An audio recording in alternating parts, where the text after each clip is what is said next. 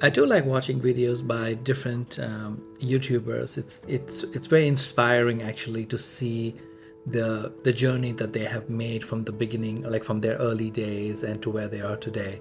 And I think like for many of them that I admire, I think they totally deserve their success is because they have earned it. And it's like one of those things where we are like newcomers like you and me. We are also like on that path where we are trying to have our own little success.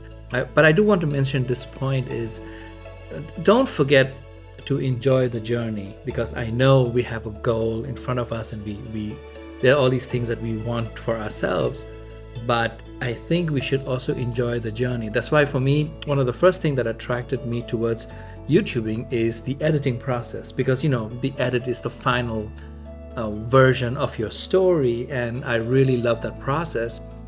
And I was like, when I really got into it, I was like really learning the entire thing. And the whole YouTube thing actually kicked into full gear when we got hit with COVID, because at that time all of us were going for online study, and I'm a teacher, so I was like totally doing all my lessons online. I had a lot of students who had a lot of problems with internet connection. So I told myself, well, how do I make this process more easier for my students to access the lessons? A lot of them could not be available on Zoom just because of internet connections, of course. So what I started doing was I started recording videos on a YouTube channel, and I sent the link to my students. So I said, okay, well, here are the lessons. You can watch the lesson whenever you like. So to me, it was like one of those things where I totally got into it, because it was a necessity. Like I had to really start making videos and posting it so that my students could access the lessons. And I got interested into the whole thing. I was one of the lucky ones, because I totally had a studio. I had like an office, a home office set up already there. So the only thing that I remember going out, and the first thing I told myself, oh my God, you need a microphone. So I got myself the Boya lav mic, and because I knew that sound was going to be very crucial, because it's very important. Like a video might be a little bit sketchy, but if your sound is a little bit crazy, that's not going to be very cool. I recently got myself a Rode microphone, which is right over here, and this is actually honestly my second video where I'm testing my Rode. And the first time when I had it was actually with the camera on top of the camera, and my camera was kind of like far away from me, so the sound was not as good as what I expected. And of course it's natural, right? I mean, when the microphone is so far away from you, the quality of the sound is going to be a little bit down. Thank God I had this extension wire at work, and I bought this in a store for $2, and I remember having it. Actually, I kind of forgot that I had it. So I got it, and I said, oh my God, let me just bring the microphone from my camera to in front of me. So this is the Rode Micro, and it's fairly decent. It's really nice. The price was perfectly suiting my budget. So this is the Rode microphone, and I don't know how it sounds, because this is the second time I'm recording, but this is the first time I'm recording where the microphone is very close to me, and I'm trying to speak in a normal voice, because the other video when I was doing it, I was like kind of like not exactly yelling, but I was like talking to the camera like far away, But now the microphone is over here, so let's see how this turns out. One of my favorite YouTubers is Matthew Encina, and I, whenever I'm having an off day, where like sometimes, it's like one of those things, right? Like you know that you want to make some content, but you're just not feeling it. Like you're just like, wait a minute, what kind of content am I going to do? And stuff like that. And the next thing you know, just nothing is being produced, like nothing at all. And I was having one of those days, and I was telling myself, oh, you know what, let's just watch a few videos from Matthew. And I watched 3-4 videos, and it somehow inspires me to get back on track, so which is really cool. And Matthew, if you're watching, thank you so much, buddy.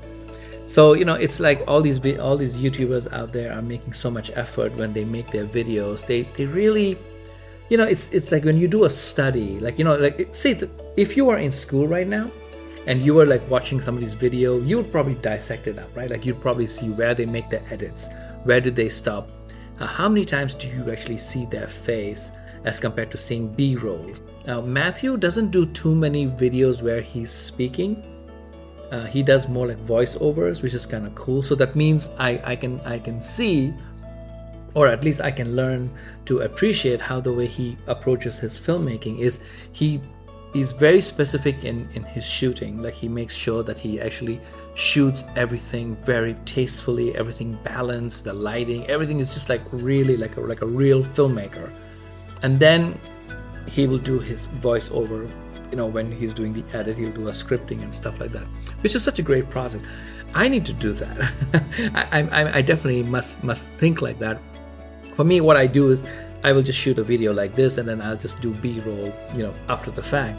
Whereas I think other YouTubers, what they do is they do all their B-roll first based on the idea that they have, and then they will actually, make the story come together. And if they need to go and reshoot certain things because they missed out on the first time, they will do it, which is kind of cool. So anyway, I know I'm just like rambling here. I just wanted to test this microphone. It's in front of me, and I'm very excited about it. So I have to learn how this microphone actually works. I know that it is a supercathode. That means it's like taking the signal straight from you, like directly. It's directional, so it doesn't take sound around. So I'm not so sure if that's really true. Only in post I will know that. But if you like to leave a comment, tell me, what do you think? How does it sound? This is the Rode Micro. I'm very excited that it's here. I just need to, get a nice black stand, so that way. Right now I'm using one of my old silver tripod just to have it, standing. And this is the distance that I think is like 12 inches, 14 inches away from the microphone. I'm speaking in a normal tone, and this is what it sounds like. And I'm very excited, because now I have not tested this yet on my camera, in the sense that I have not attached it on my camera and do a real scenario, like a real vlog from my camera. But that'll be the next one. So thank you very much for joining me with this little session. Tell me, what do you think about the sound? Does it sound really nice? Sound is such a big deal, so now I'm trying to be like a very good student of sound, so that way I can actually spend some time and really try to get the sound going. So let's see how that goes. So thank you very much. I appreciate it. I'll see you guys in my next video.